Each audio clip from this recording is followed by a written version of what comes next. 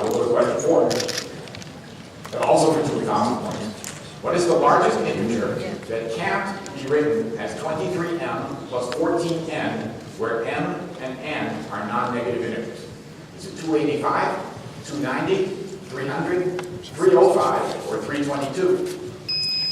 Evan? A 285? That is correct. All right, that's good. How'd you get down?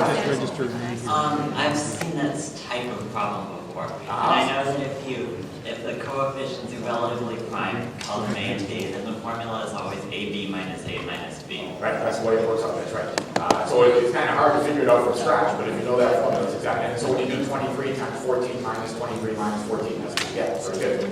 All right, so we'll see what the scores are after the halfway point here.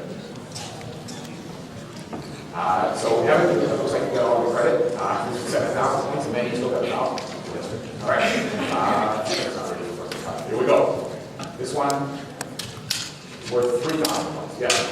We're going to define a sequence as follows. N sub 1 is the cosine of 1. Everything's in radians here. And for k bigger than or equal to 1, n sub k plus 1 is the cosine of pi over 2 plus n sub k. Which of the following is true about n sub 2010? Now after I read these, I'll drive you nuts, but I'll read a couple of them. Ben? C.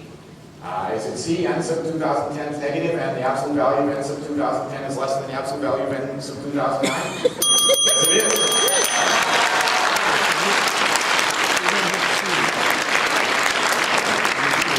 This is almost like the first one. You say, who cares about that 2010, like with the base 9? How'd you get that so fast, Ben? I sort of guessed that it was going positive, negative, right. Which would make n sub 2010 less than 0. And it then entirely gets the second half. Thinking that Evan might get any quicker, so you didn't want to spend a lot of time figuring, or?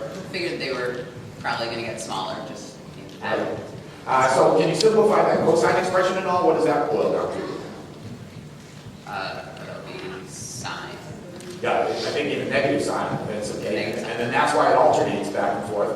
And then you have to compare sine of, or an absolute value, sine of n sub k to n sub k. And maybe you know from calculus or from geometrical argument, that does turn out to be less. So that's how it happens. Or you're just a really good guesser, like you have. But it was an intelligent guess, so that's good. All right, so we'll see what the score is now. Evan still has 7,000, and Dan has 4,000.